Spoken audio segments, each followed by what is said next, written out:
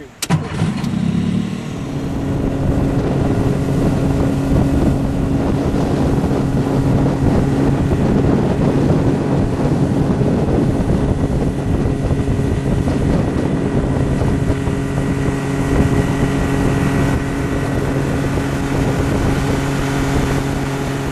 This is Upper Chattahoochee Riverkeepers River Patrol on November 3rd. We're on the river near Canoe Restaurant. Jason, will you tell us about our bacteria monitoring situation? Well, we've been watching the bacteria levels very closely since our major flood a little over a month ago. And we've had a monitoring station here in Vinings in cooperation with the National Park Service, the United States Geological Survey, and been watching the bacteria levels throughout the Chattahoochee River National Recreational Area. Since the major floods, we had a pretty large spike in bacteria levels, which have gone down considerably. And currently there's not a National Park Service health advisory for the National Recreational Area.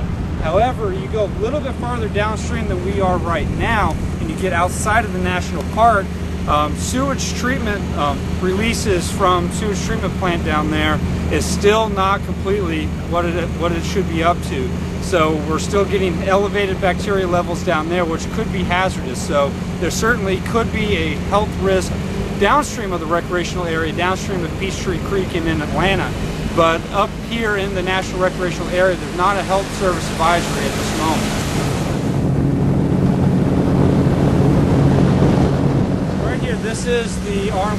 wastewater discharge structure. So this is treated wastewater that's getting discharged straight into the river system.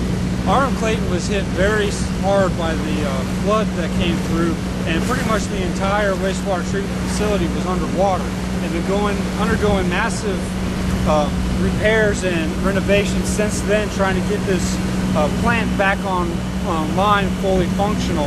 And well, as of last week, we were still getting some pretty elevated bacteria levels in the river downstream of the structure. So they've done a tremendous amount to get this facility back online and treating the wastewater properly before it gets put in the river. But I think we still have a little bit longer to go before we reach the point where we need to be.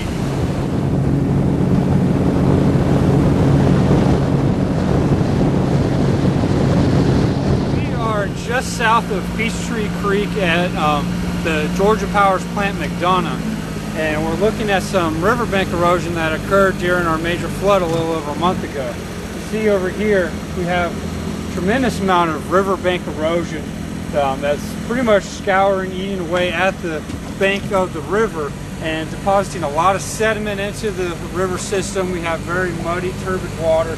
And this looks to be one of the major problems that the flood caused throughout the river that we're observing here on the river today.